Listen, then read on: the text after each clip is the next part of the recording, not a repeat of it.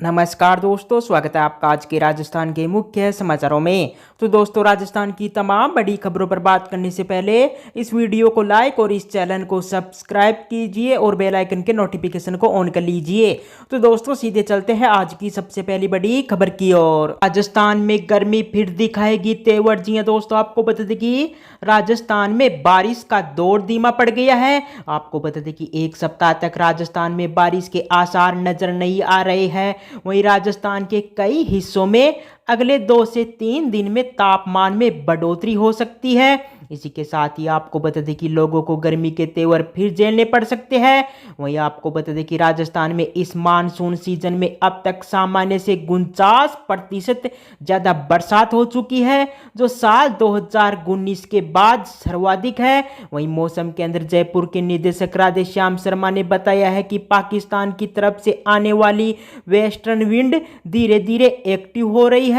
वहीं वातावरण में नमी धीरे धीरे कम हो रही है। इसके अलावा बंगाल की खाड़ी में भी कोई अब नया साइक्लोनिक सिस्टम नहीं बन रहा है। वहीं इन परिस्थिति के कारण राजस्थान में अगले 7 दिन तक तेज बरसात होने के कोई आसार नहीं है। इसी के साथ ही उन्होंने बताया कि मौसम शुष्क रहने से वेस्टर्न राजस्थान के कई हिस्सों में अगले 2 से 3 दिन का तापमान 3 डिग्री सेल्सियस तक बढ़ सकता है। वहीं जिसके कारण गर्मी बढ़ेगी। हालांकि इस बीच कहीं कहीं हल्के बादल छाने और बूंदाबांदी हो सकती है। इसी के साथ ही आपको बता दें कि राजस्थान में इस मानसून सीजन में अब तक सामान्य से 49% ज़्यादा बरसात हो चुकी है, जो साल 2019 के बाद सर्वाधिक है। वहीं साल 2019 में पूरे मानसून सीजन में 583.6 mm औसत पानी बरसा था, जबकि इस बार 28 अगस्त तक 538.5 mm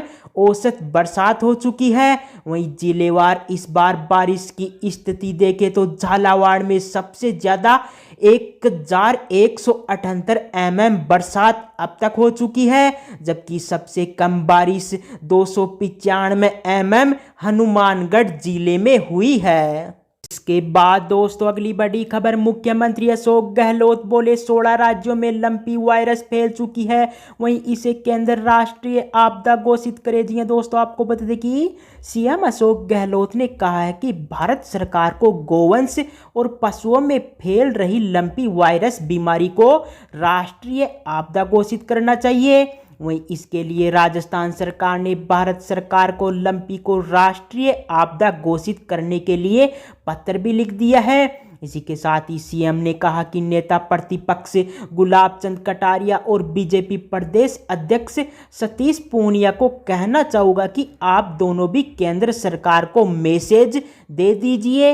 वहीं मुख्यमंत्री ने कहा कि केंद्रीय पशुपालन मंत्री परसोत्तम रूपाला मुझे राष्ट्रपति भवन में मिले थे, वहां भी उनसे बात हुई है। वहीं राजस्थान समेत 16 राज्यों में लंपी वायरस बीमारी गोवंश में फैल चुकी है। इसी के साथ ही पहले यह 7 राज्यों में थी, वहीं इसे हमें समझना होगा।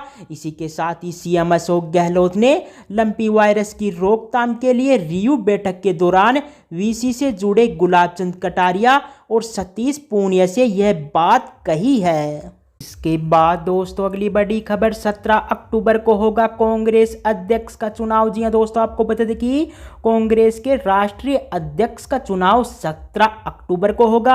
आपको बता दें कि 19 अक्टूबर को काउंटिंग और रिजल्ट आएगा। वहीं रविवार को कांग्रेस वर्किंग कमेटी की वर्चुअल बैठक में कांग्रेस अध्यक्ष के चुनाव कार्यक्रम की घोषणा कर दी गई है। आपको बता दें कि कांग्रेस अध्यक्ष पद पर मुख्यमंत्री अशोक गहलोत के नाम को लेकर चल रहा सस्पेंस अब भी बरकरार है। इसी के साथ ही आपको बता दें कि कांग्रेस चुनाव प्राधिकरण के अध्यक्ष मधुसूदन मिस्त्री ने मीडिया से कहा कि कांग्रेस वर्किंग कमेटी यानी सीडब्ल्यूसी ने कांग्रेस अध्यक्ष चुनाव कार्यक्रम को मंजूरी दे दी है। वहीं 22 सितंबर को कांग्रेस अध्यक्ष के चुनाव के लिए नोटिफिकेशन जारी होगा। इसी के साथ ही 24 से 30 सितंबर तक नामांकन होंगे। वहीं 1 अक्टूबर को नामांकनों की जांच होगी। इसी के साथ ही 8 अक्टूबर को नामांकन वापस लेने की आखिरी तारीख होगी। वहीं अगर एक से ज्यादा उम्मीदवार हुआ तो ही चुनाव होंगे, नहीं तो 8 अक्टूबर को ही अध्यक्ष की घोषणा हो जाएगी। इसके बाद दोस्तों अगली बड़ी खबर, मुकेश अंबानी ने कहा कि 2023 तक पूरे भारत में 5G सर्विस मिलने लगेगी। जी हाँ दोस्तों, आपको बता दें कि रिलायंस इंडस्ट्रीज लिमिटेड की 45वीं एनुअल जनरल मीटिंग में 5G सर्विस लॉन्च करने का ऐलान किया गया है।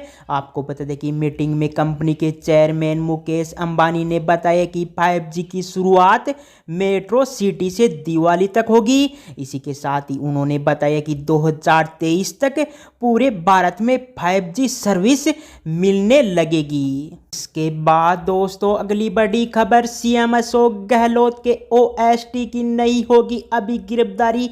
जी हाँ दोस्तों, आपको बता दें कि राजस्थान में 2 साल पहले कांग्रेस में बगावत से हुए सियासी संकट के समय फोन टैंपिंग से जुड़े केस में अब 9 नवंबर को फैसला आएगा।